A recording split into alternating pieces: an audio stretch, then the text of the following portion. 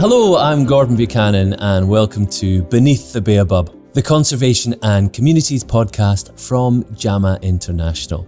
In this series, we're exploring the vital connections between communities and wildlife in conservation projects in Africa and all around the world. Today, I am delighted to be joined by Malidadi Langa, a man with quite a unique background in the conservation and community space. He has worked in a diverse array of roles, from government office right down to grassroots campaigning. Malidadi is a graduate economist with extensive experience in decentralisation, rural development and public policy. After retiring as a public servant, he has spent his recent years as chair of the Kasungu Wildlife Conservation for Community Development Association, chair of the National Community-Based Natural Resource Management Forum, and represents Malawi's associations in the Southern Africa Community Leaders Network. What an incredibly busy man. Over the last decade, the Malawian government has started the shift from centralised, so-called fortress conservation policies to community-based natural resource management. That said, many tensions remain in the region, often between the rights of local communities over their land and resources and international laws and treaties implemented with good intention by governments in the global north. With a background in economics and government and an active force in decentralisation and rural development, Malidadi Langa is a leading force in Malawian wildlife policy and a respected voice in the international community. He joined me to talk community rights and conservation policy beneath the Baobab.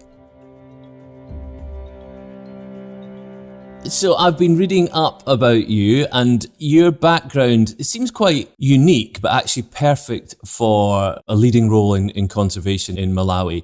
Can you just tell me a little bit about yourself and your background? Because I know that you started off, you were a graduate economist and you worked in government, but tell me a little bit about the path that has brought you to where you are today. Yeah, I would say the very beginning of my interest in conservation was around 1975-76, when I was a little boy in primary school.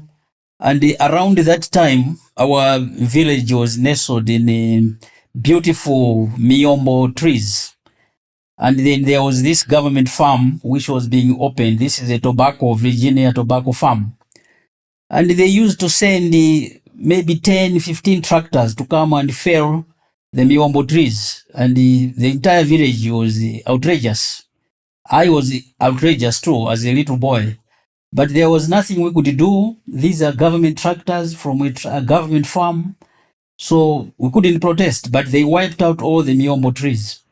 Now, when I started work in government, I was lucky to be involved with planning.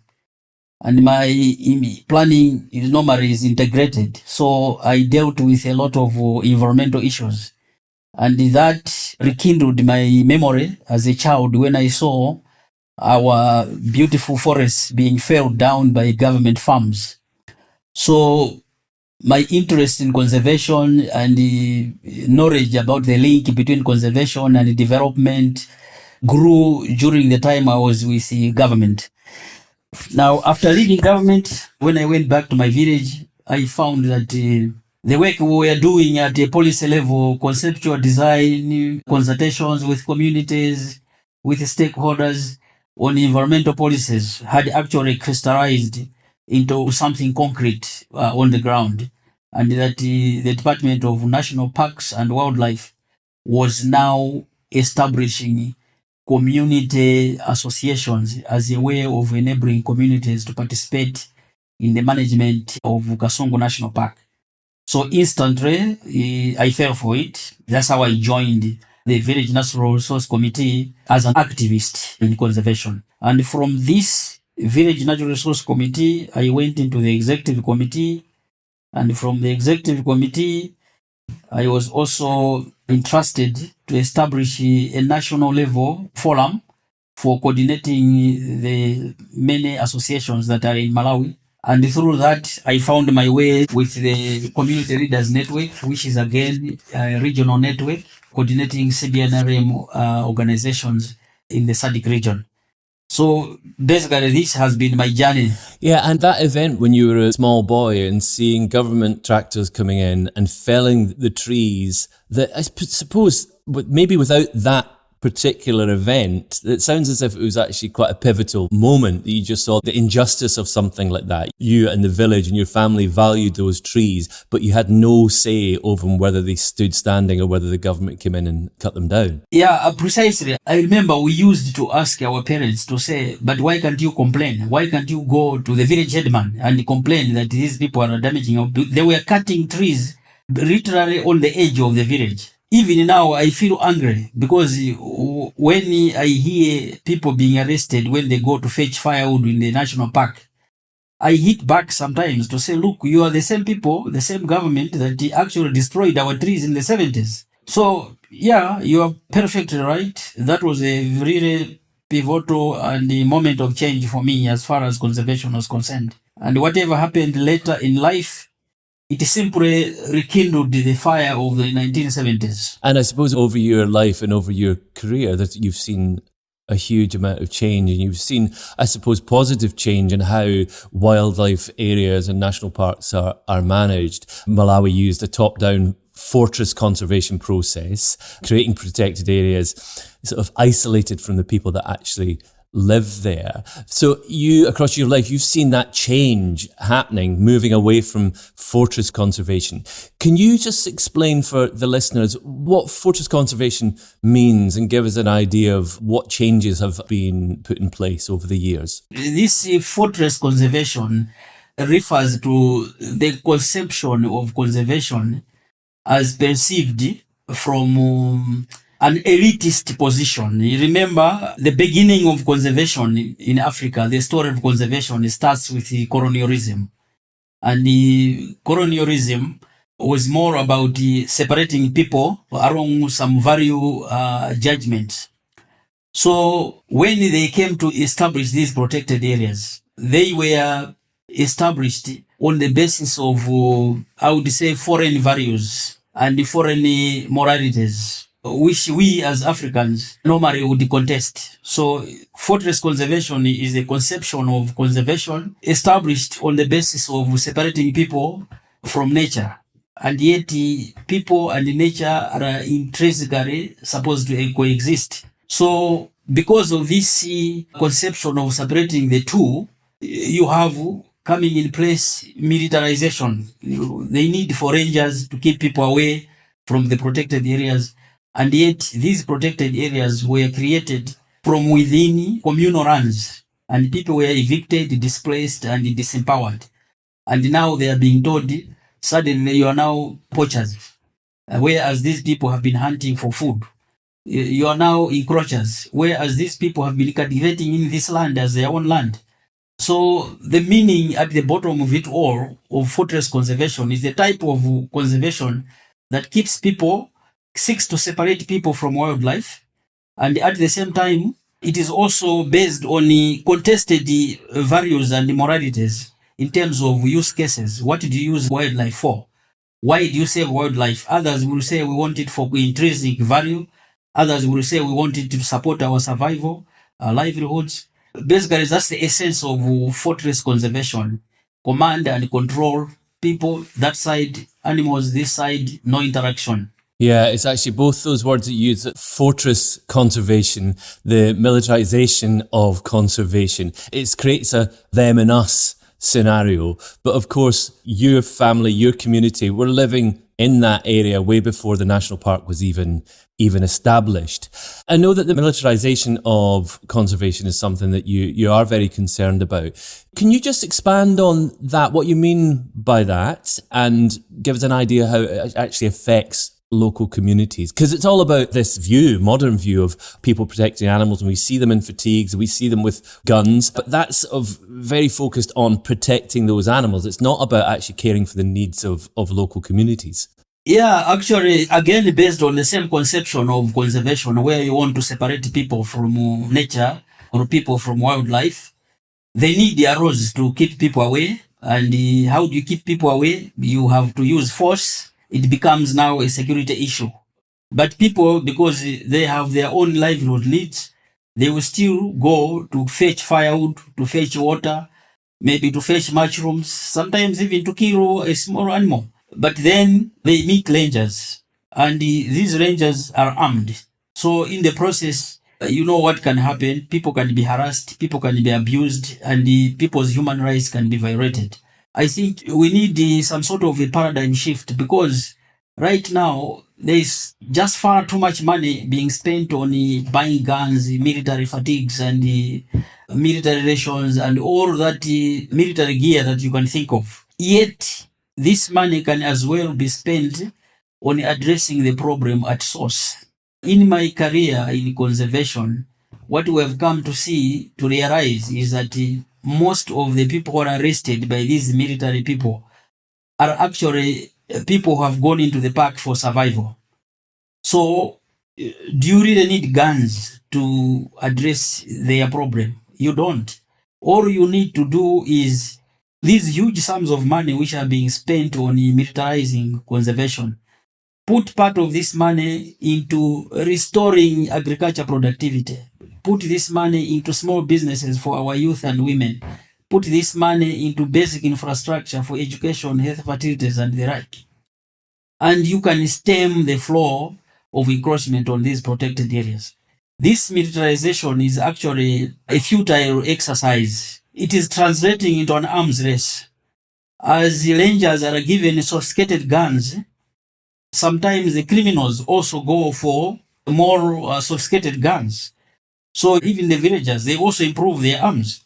So this is my whole argument that I have made, and I continue to make. It's a good argument, and I couldn't agree more with it, because after all, the people living in those areas that are now protected as national parks, they have lived there they're not a new addition. People have lived there for hundreds, if not thousands of years, and they have been criminalized for their traditional practices and how they benefit from wildlife. And I think, it's trying to sort of actually not have separation. I think a simple equation, separate people and wildlife. Whereas you can't do that. You can't do that in Malawi. You can't do that in Africa. You can't do it anywhere in the world, because we are a species that shares this planet with a whole range of wildlife. And it is not about separation. It's about actually kind of coexistence, I suppose. And also, maybe to give you context on the tragedy that has befallen our people living around these protected areas, is that,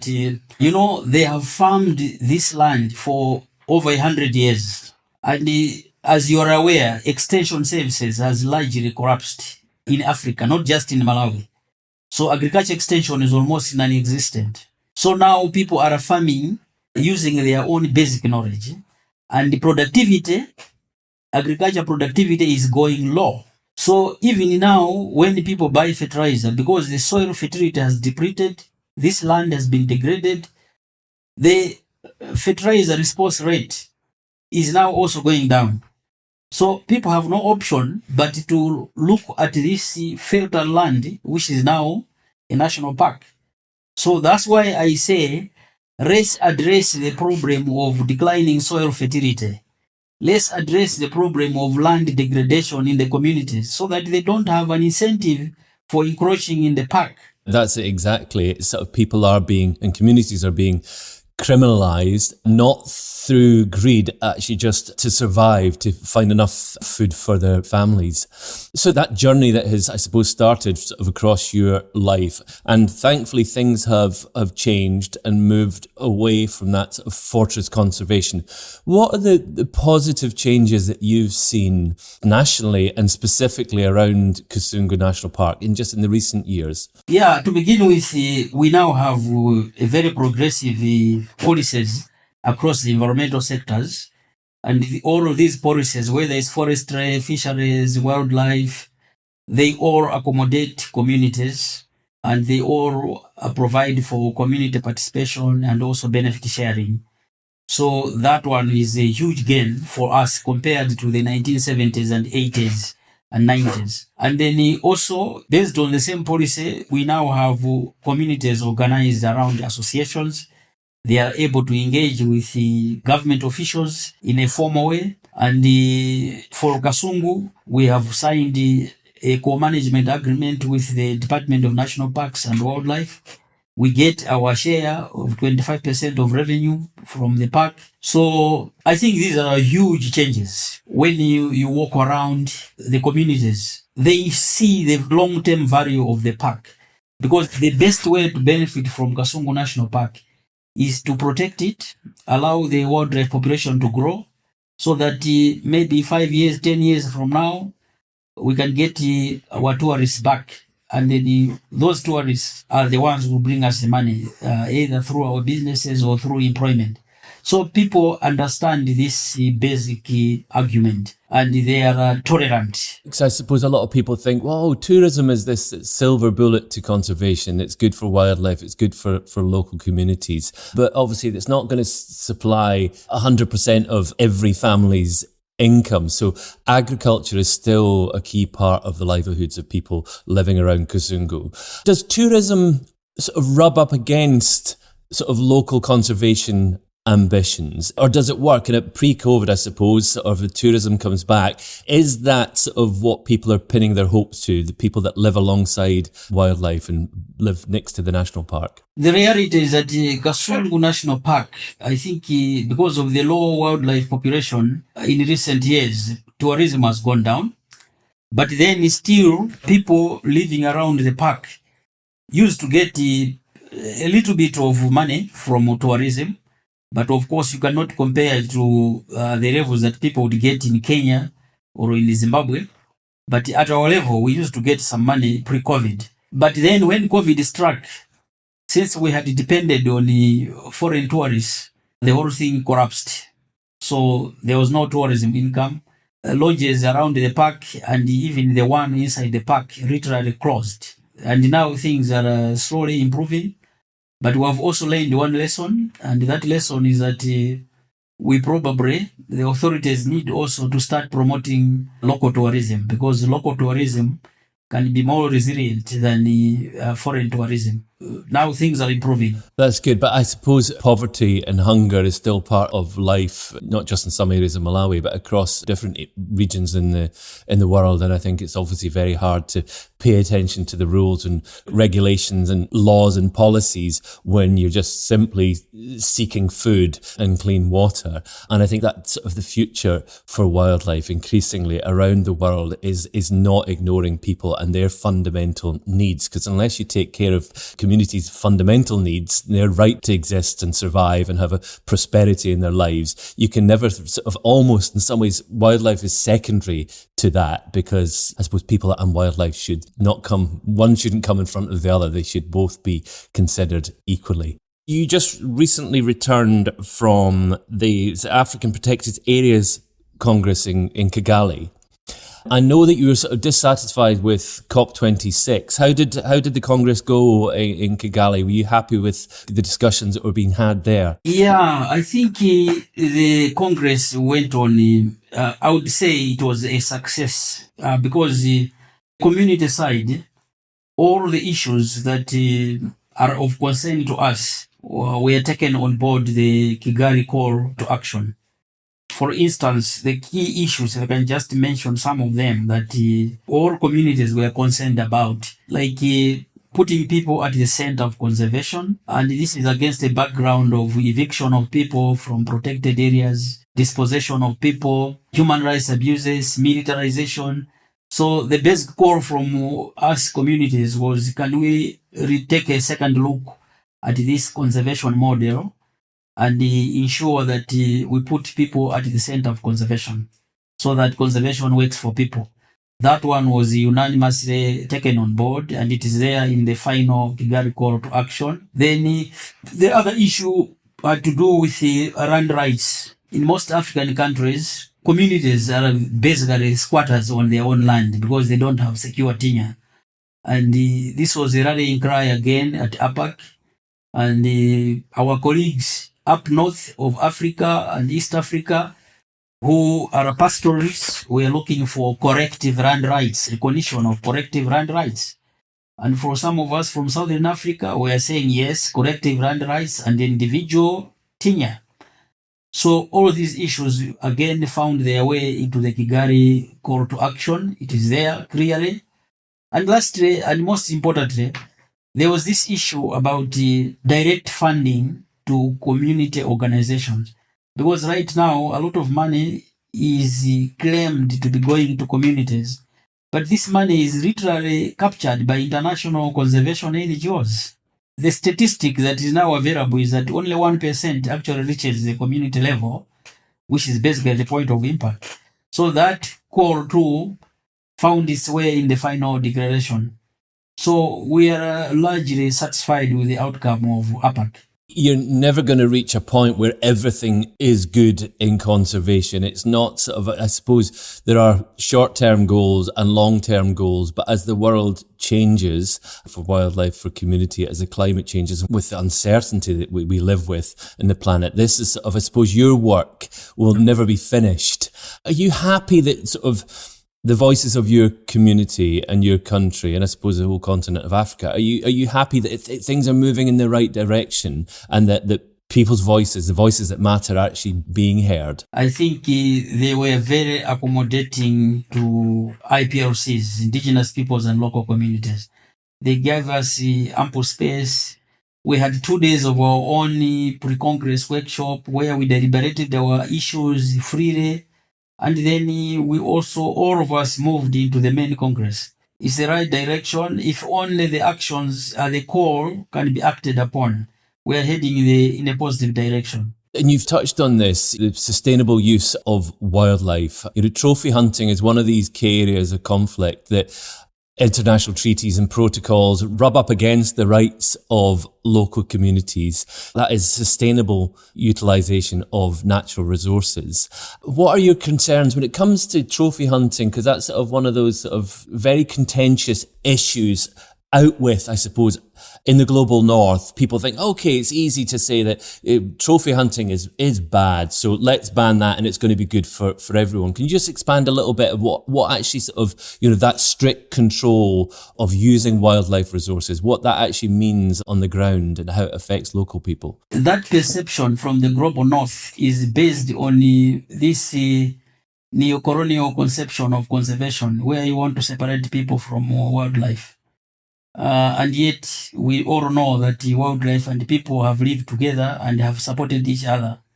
So, if you look at the argument of trophy hunting, it's more to do with the contested values and the contested moralities. Our colleagues up north have got morals and values that are probably at variance with what we have here in Africa as far as wildlife is concerned.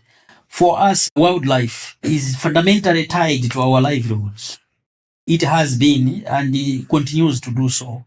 Whereas for our colleagues in the north, they have largely urbanized and have got fundamentally different ways of survival. So it is difficult and a little unfair to impose northern values and morals on poor people, hungry people in sub-Saharan Africa. The other argument that I have, apart from morality and values, is to do with the issue of opportunity cost. Like I've told you the story of Kasungu National Park. The park itself, the land that these animals inhabit, these protected areas have got an opportunity cost.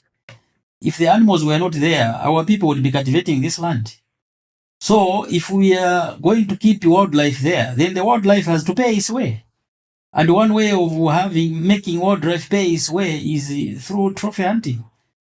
So that is a fundamental argument that makes economic sense. And the other issue is also in terms of conservation itself. Since the 80s or 90s, when IMF and World Bank hit governments in developing countries with the structural adjustment programs, most governments are basically broke. They don't have money to manage these protected spaces. So the money that they generate from trophy hunting is recycled back into conservation or managing these protected spaces. I was in Namibia in May this year. I saw with my own eyes how private game ranchers are spending huge sums of money on conservation. They are drilling water points. They are managing the vegetation. They are fencing. And they are engaging in expensive operations. They maintain private rangers. Obviously, all of this investment should give them a return. And somebody from the north tells them, say, no, you shouldn't. I can imagine today if all those hardworking private game ranchers in Namibia or South Africa, if they chose to abandon camp today, would you imagine what would happen to all that wildlife that they're taking care of? Malidadi, thank you very much. I'm going to take a short break to speak to James Sadrak. James is the chair of the board of directors at the Nkota Wildlife Reserve, or Nawira, in Malawi. Hi, my name is James Sadrak. I'm working with the Nkota Wildlife Reserve Association. First challenge which I've seen was poaching. The poaching itself, it has a very bad impact to communities. It also affects income generating activity project in the border zones and indeed the whole nation. Once convicted and imprisoned, the person can no longer feed or support his families or her family. It also at a community level, they had a very bad impact. For example, if the community level or village level, the community lack labor force to carry out development works, as energetic people spend a lot of times in hunting or prison, when energetic people were spending more time in the field for hunting.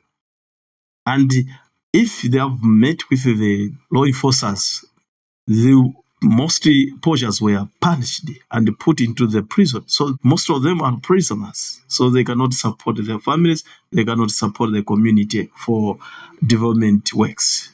We had also illegal fishing.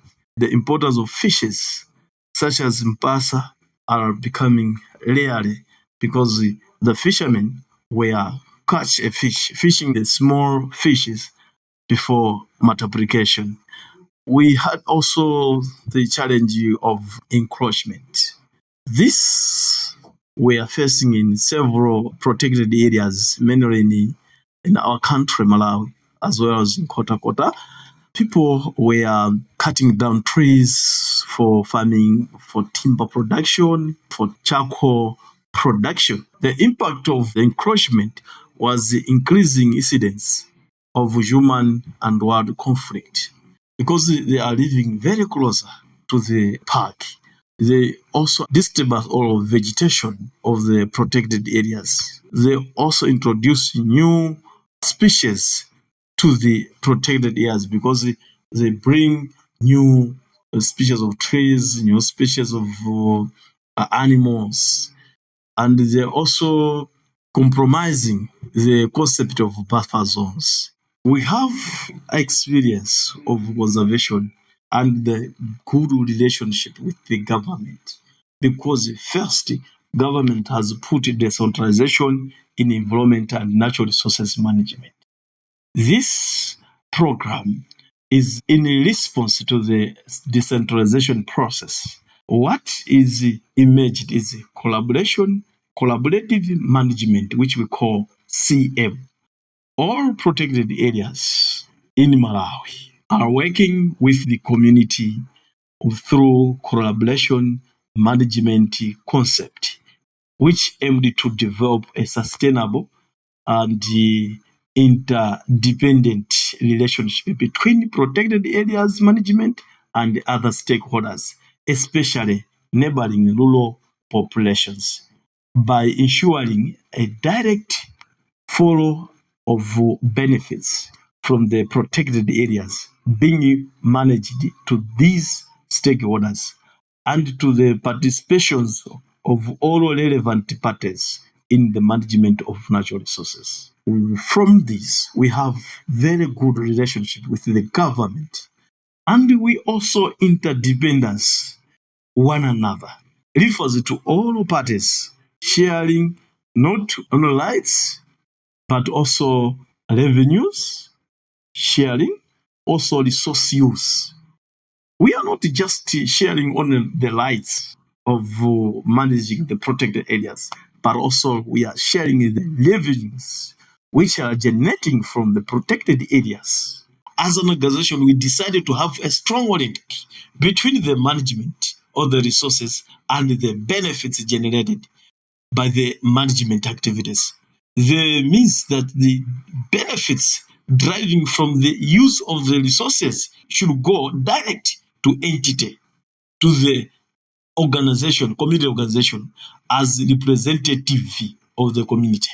I, James Sadalak, am a community elected representative to my community organization, to my community association. They elected me, not the government, not anyone, but the community, those are living within the border communities, to work my fellow community interest, not only my interest, but my fellow community interest to achieve our common goal. We have a common goal. Thank you.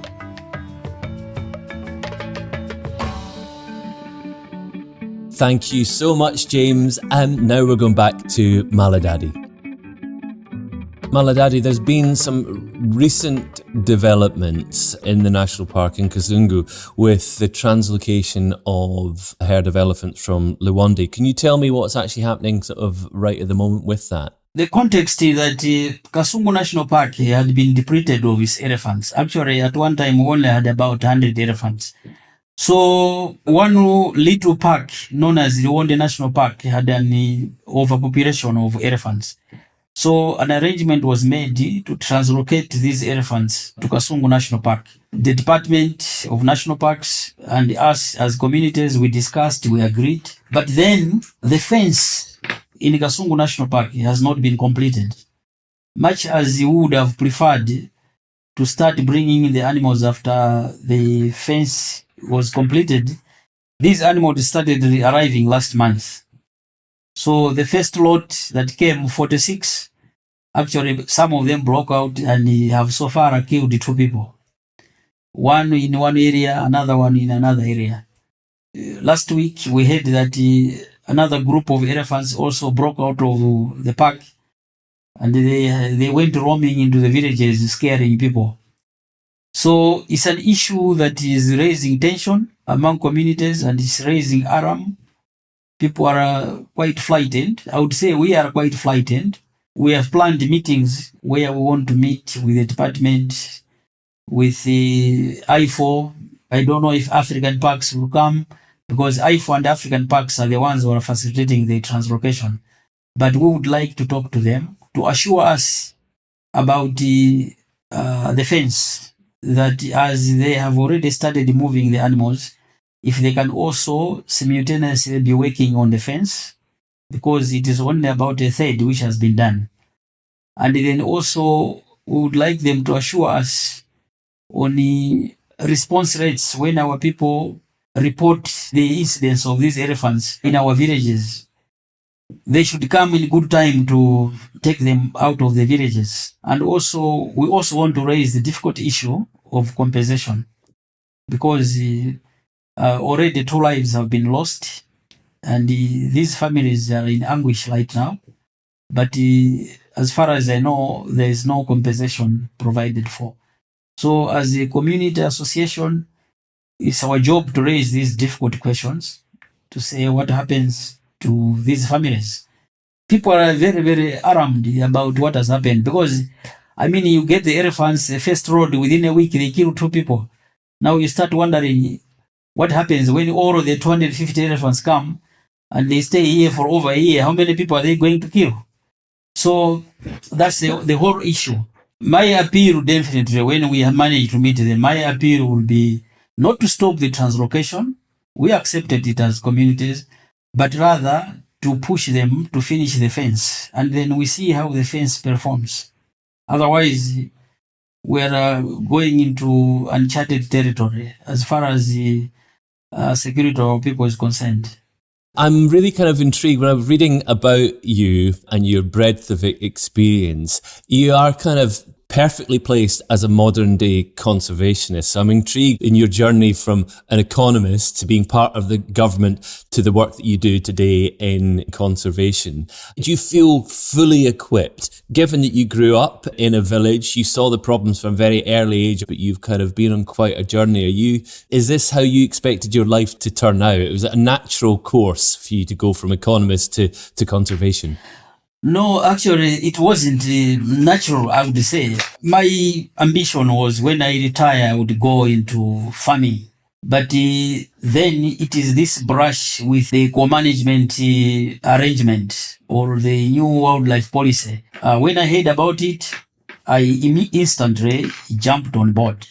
And I strongly believe that I'm perfectly equipped to handle issues related to conservation, the practical side of issues, because I have a broad understanding in terms of policy, and also I have lived the experience of conservation, being on the edge of the national park, and I'm an African. So basically, I speak from a position of knowledge and experience. So I believe I can contribute to the conservation debate or process. You are perfectly placed to do that. If I suppose, given your life experience and everything, and I suppose growing up in the 1970s, there has been huge transformation across my life, across your life. You mentioned retirement there. Is that something on the horizon, or is there always going to be something for you to do and a next goal and next ambition? It's not like that I got some formal retirement. I simply stopped working for government and I went into international service, and I came back to Malawi and joined the conservation movement, the community conservation movement. And what comes next, I don't know, but I'm so fascinated with the work we're doing. It's a very important work that I'm engaged in now, because the future of the continent and the world might count on the little Malidadis of this world. If you put us together, we can make an impact. I think you're being incredibly modest there by saying you're making a little contribution. You're making a huge contribution to not just to Malawi, but actually just sort of helping people understand and navigate the difficult road that conservation bounces along at the moment. You grew up or were born into a very different world. I suppose no one could have foreseen back sort of in the 60s and 70s the climate crisis and the position the planet is in. And there's lots of negative things that we can sort of focus on in today's world. But from your perspective, across your life, could you have ever envisaged sort of the positive changes that have taken place? Are you satisfied that Malawi is moving in the right direction? As far as conservation is concerned, I'm satisfied that we are on the right path, but we have not reached our destination yet. Because if you look at Malawi, or you read about Malawi, you hear that we still have huge environmental challenges. Deforestation is increasing at an alarming rate. The communal areas have been depleted of their forests. We have serious land degradation issues. Soil fertility is declining at an alarming rate. And yet we also have an exploding population. And with climate change accelerating, I wouldn't be optimistic about the future. But I'm nevertheless optimistic that if we can sustain the momentum as far as policies implementation are concerned, particularly the implementation side, because like I mentioned about the Kigali call to action, a lot of money is being wasted on international NGOs, paying international staff salaries, paying international consultants, and very little money goes on the ground. So on the policy front, we have made progress. But as far as implementation is concerned, we are in serious trouble. And we need to change course as soon as we can, otherwise we are lost. You can't be blindly optimistic in today's world. You have to draw hope from the positive changes that have taken place over the decades. But I think that the best way to end is to re-quote you, to say that we are on the right path, but we're not at our destination. Malidadi, thank you so much. It's been really inspiring speaking to you. Thank you, Gordon. Thank you.